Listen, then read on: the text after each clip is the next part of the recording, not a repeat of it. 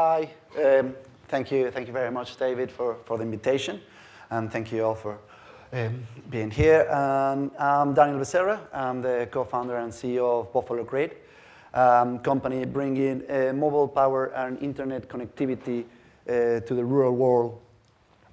Our vision is to help the people at the bottom of the economic pyramid to get connected and stay connected. Our world is getting connected. I pretty much can guess that 100% of this room have a smartphone. And you might not have think much of it, but it's completely changing our lives. It allows us to work remotely, it allows us to shop, it allows us to just be in touch with those people that we love. But we need two things to make those phones work. One is power, one is connectivity. And we give those things for granted. But for 1.2 billion people across the planet, they don't even have access to power. But out of those 1.2 billion, half of them have a mobile phone. And they struggle every day to charge it. And even more amazing is 265 million people have a mobile phone, no power to charge it, and live just in India. So that's around 4 times the population of the entire UK is struggling every day to charge their phones in India. They face these scenarios. Some communities are completely off-grid. We've been in regions where so remote that people won't come outside because they're scared of tigers. For them, power is really expensive because it's created by diesel generators, or it's 2-3 hours commute to the nearest town with power. For most of our customers that live in the grid edge, power is semi-available. Their communities are connected, but that power is very unreliable. It is only switched on for a couple of hours a day. Sometimes it will go off for weeks, and the monsoon hits, and it can go off for months. And there's the communities or cities where actually are completely on grid, where still, like us, having access to power on the go is still a need. Can we go back a bit? Oh, that's strange. Well, so we swap a few slides, but this is the hub that we use. This hub is connected to a solar panel. That panel generates the electricity to charge the hub that we see there.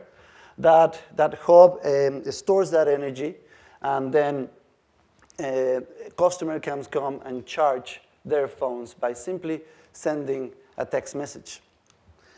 So the need for us has always been the same. Bring that access to power and connectivity to rural communities. And it all started 5 years ago in Africa, where my co-founder, who is a coffee trader, travels around sub-Saharan Africa, buying coffee from coffee cooperatives that look just like this, and where every single person have a mobile phone. And he saw how the difficulty was to charge them, but how much benefits these mobile phones will bring to their lives. So he thought of a bicycle generator. And he asked me to test it in Uganda and Ghana. And I took the bike to Uganda. This is in Bududa, near Mbale. And really quickly identified that the need was certainly there, but the solution wasn't quite right. I mean, this unit needed to be charged cycle for 4 hours to generate enough power to charge about 20 phones that will give enough income to the entrepreneur to get to earn a living. The idea behind it was like, well, if these guys are used to work in the fields very hard for 8 hours a day, if they can work for half the time and earn twice as much, that will be a good business model. Reality is that not even a Tour de France cyclist will cycle 4 hours a day every day of his life. So literally the bikes were giving us back saying, thanks, but no thanks, this doesn't really work.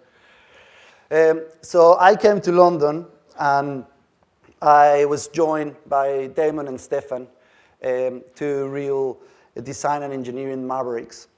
And we learned a few things from the bike.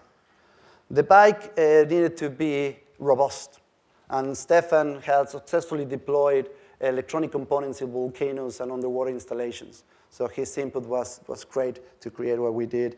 Then the units need to be reliable. You cannot go every couple of weeks to fix something in those units with they're so remote. So Damon brought his expertise in Formula One and satellite building to make these units. And together we create the first BuffaloGrid hub, which bring mobile power as a service to these communities. And why as a service? Because if you dealing with the lowest income regions of the world and the most remote regions of the world, trying to sell a product is quite difficult. So it's no wonder that even with the recent success of many big players in the off-grid market, their solutions put together don't even reach 1% of the population off-grid.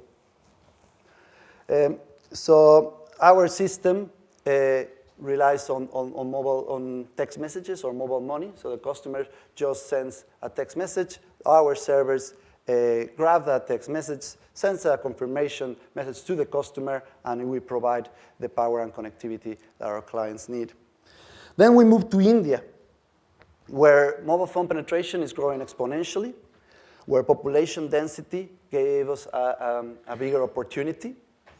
And then someone else came and joined the team and revolutionized the way we operate in the field, and that's Daniel Fogg, who is, as I speak, in India today, growing the team and deploying, getting ready for our large-scale deployments across India.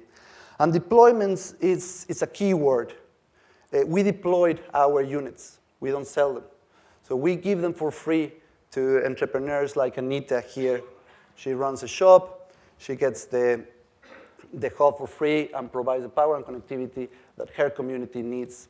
We share the revenue with her, and sometimes that will increase their monthly income to 40 to 50%. Some of our agents, we have stories of buying another shop thanks to the income that our hubs are providing them. And our agents are the key stars in our story. They're the link to their communities, between us and their communities. They're usually shop owners, so people will already go to them to get their suites, their money, their power. And 25% of them are women, and they're the vital link that we need to provide this power and connectivity across these communities. And our customers are between 18 and 40, most of them. And it's an interesting point as well, because in India, 0.5% of the population, so that's 500 million people, are under 25. So people that are really engaging with technology. So if we can provide that power and connectivity that they need, they can get really, really engaged in this age that we live. Our locations go from small remote hamlets to busy towns across the north and the south of India. Our hubs and the power and the internet that they provide are a portal for many more services to reach these communities, from remote medical diagnosis to educational content to delivery systems to entertainment, you name it.